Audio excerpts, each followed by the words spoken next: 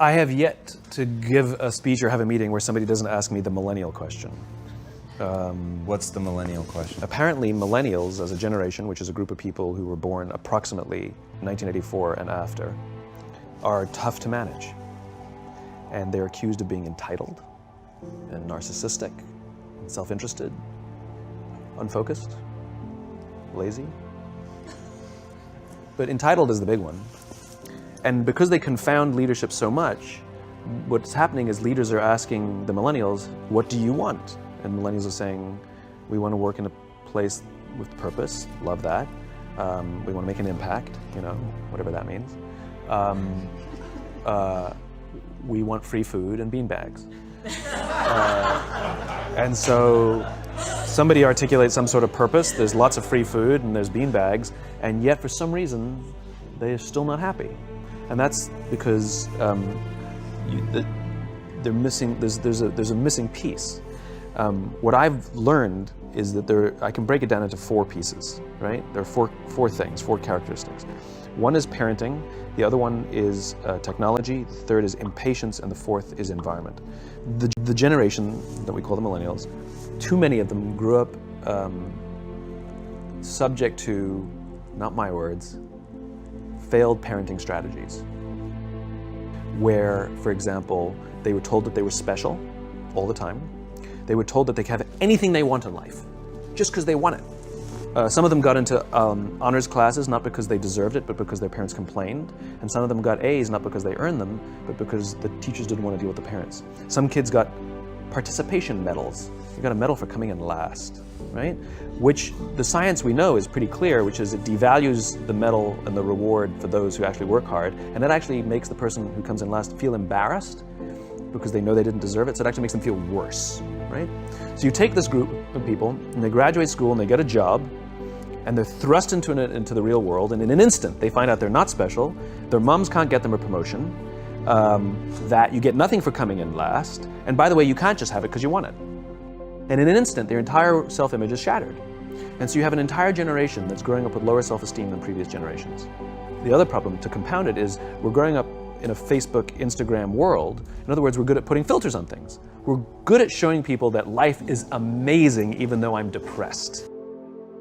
And so everybody sounds tough, and everybody sounds like they got it all figured out. And the reality is there's very little toughness, and most people don't have it figured out. And so when the more senior people say, well, what should we do? They sound like, this is what you got to do. And they have no clue, right? So you have an entire generation growing up with lower self-esteem than previous generations, right? Through no fault of their own, right? They were dealt a bad hand. Now let's add in technology. We know that engagement with social media and our cell phones releases a chemical called dopamine. That's why when you get a text, it feels good, right? So, you know, we've all had it where you're feeling a little bit down or feeling a little bit lonely, and so you send out 10 texts to 10 friends, you know, hi, hi, hi, hi, hi, because it feels good when you get a response. It's why we count the likes, it's why we go back 10 times to see if my Instagram is growing slower, did I do something wrong? Do they not like me anymore, right? The trauma for young kids to be unfriended, right? It's why we like it, it's why we keep going back to it. Dopamine is the exact same chemical that makes us feel good when we smoke, when we drink, and when we gamble. In other words, it's highly, highly addictive, right? We have age restrictions on smoking, gambling, and alcohol, and we have no age restrictions on social media and cell phones, which is the equivalent of opening up the liquor cabinet and saying to our teenagers, hey, by the way, this adolescence thing, if it gets you down. But that's basically what's happening. That's basically what's happening, right? That's basically what happened. You have an entire generation that has access to an addictive, numbing chemical called dopamine through social media and cell phones as they're going through the high stress of adolescence. Why is this important? Almost every alcoholic discovered alcohol when they were teenagers. When we're very, very young, the only approval we need is the approval of our parents. And as we go through adolescence, we make this transition where we now need the approval of our peers.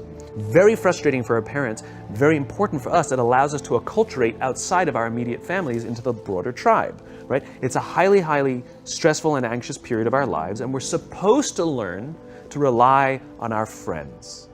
Some people, quite by accident, discover alcohol and numbing effects of dopamine to help them cope with the stresses and anxieties of adolescence. Unfortunately, that becomes hardwired in their brains, and for the rest of their lives, when they suffer significant stress, they will not turn to a person, they will turn to the bottle. Social stress, financial stress, career stress, that's pretty much the primary reasons why an alcoholic drinks, right? What's happening is, because we're allowing unfettered access to these dopamine-producing devices and media, basically it's becoming hardwired, and what we're seeing is, as they grow older, too many kids don't know how to form deep, meaningful relationships. Their words, not mine. They will admit that many of their friendships are superficial. They will admit that their friends, that they don't count on their friends, they don't rely on their friends, they have fun with their friends, but they also know that their friends will cancel on them if something better comes along. Deep, meaningful relationships are not there because they never practice the skill set, and worse, they don't have the coping mechanisms to deal with stress. So when significant stress starts to show up in their lives, they're not turning to a person, they're turning to a device, they're turning to social media, they're turning to these things which offer temporary relief. We know, the science is clear, we know that people who spend more time on Facebook suffer higher rates of depression than people who spend less time on Facebook. These things balanced. Alcohol is not bad, too much alcohol is bad. Gambling is fun, too much gambling is dangerous. There's nothing wrong with social media and cell phones. It's the imbalance. If you're sitting at dinner with your friends and you're texting somebody who's not there, that's a problem. That's an addiction. If you're sitting in a meeting with people you're supposed to be listening to and speaking, and you put your phone on the table, face up or face down, I don't care, that sends a subconscious message to the room that you're just not that important to me right now, right? That's what happens. And the fact that you cannot put it away is because you are addicted, right? If you wake up and you check your phone before you say good morning to your girlfriend, boyfriend, or spouse, you have an addiction. And like all addiction, in time, it'll destroy relationships, it'll cost time, and it'll cost money, and it'll make your life worse. So you have a generation growing up with lower self-esteem that doesn't have the coping mechanisms to deal with stress. Now you add in the sense of impatience. They've grown up in a world of instant gratification. You want to buy something, you go on Amazon, it arrives the next day. You want to watch a movie? Log on and watch a movie. You don't check movie times. You want to watch a TV show? Binge. You don't even have to wait week to week to week, right? I know people who skip seasons just so they can binge at the end of the season, right? Instant gratification. You want to go on a date?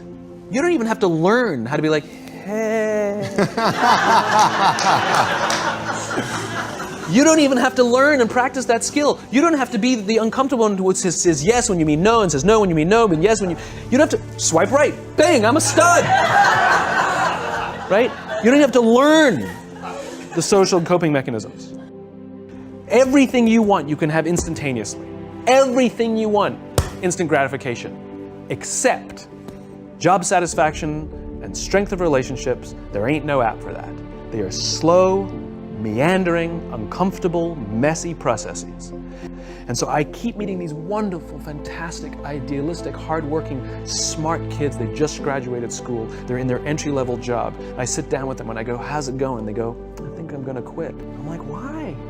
They're like, I'm not making an impact. I'm like, you've been here 8 months. You know? It's as if they're standing at the foot of a mountain and they have this abstract concept called impact that they want to have in the world, which is the summit. What they don't see is the mountain. I don't care if you go up the mountain quickly or slowly, but there's still a mountain. And so what this young generation needs to learn is patience. That some things that really, really matter, like love, or job fulfillment, joy, love of life, self-confidence, a skill set, any of these things, all of these things take time.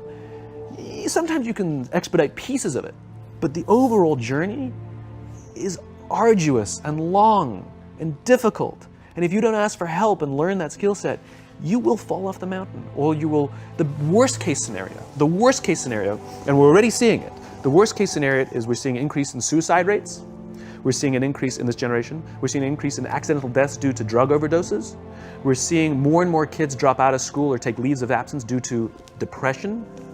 Unheard of. These are all, this is really bad. The best case scenario, those are all bad cases, right?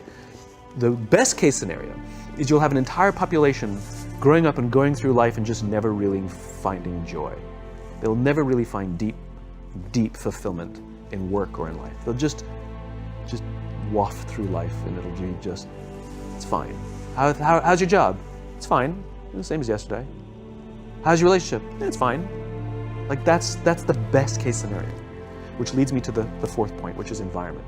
Which is we're taking this amazing group of young, fantastic kids who were just dealt a bad hand. It's no fault of their own.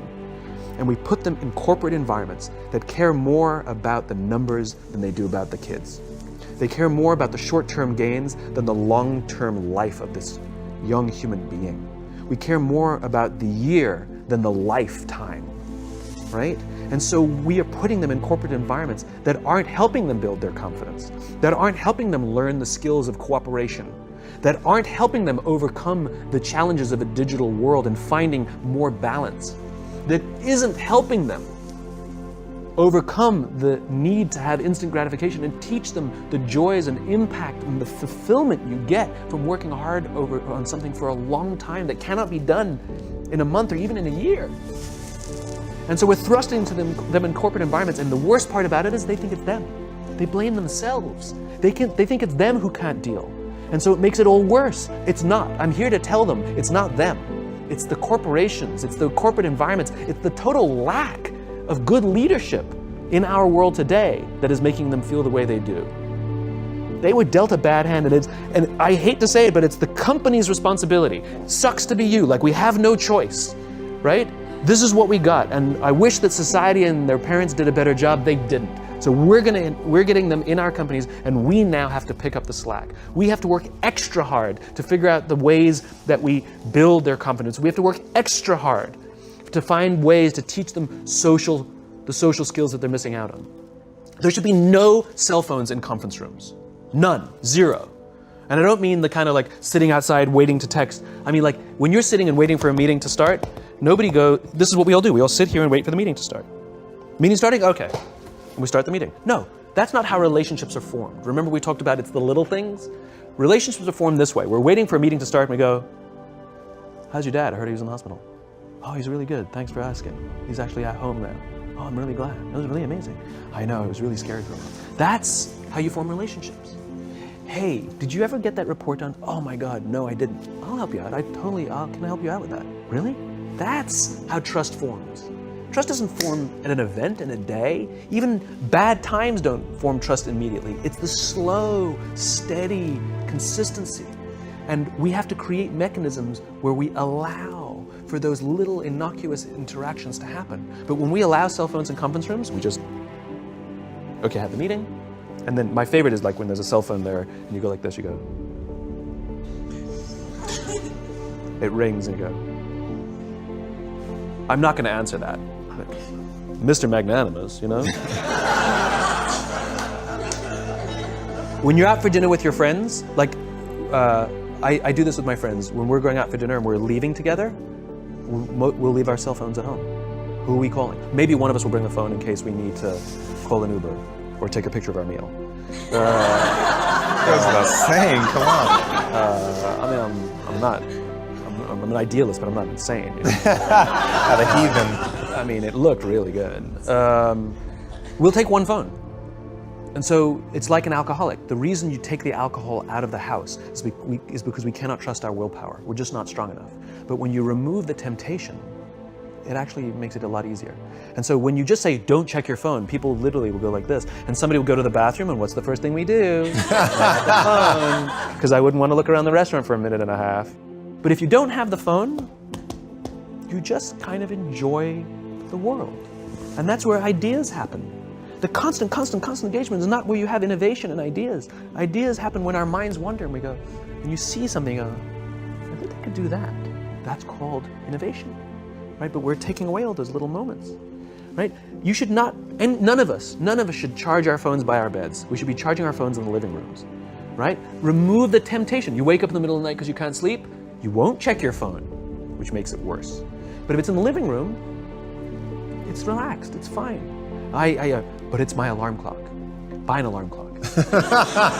They cost $8, right? I'll buy you an alarm clock. But the point is we now in industry, whether we like it or not, we don't get a choice. We now have a responsibility to make up the shortfall. and to help this amazing, idealistic, fantastic generation build their confidence, learn patience, learn the social skills, find a better balance between life and technology. Because, quite frankly, it's the right thing to do.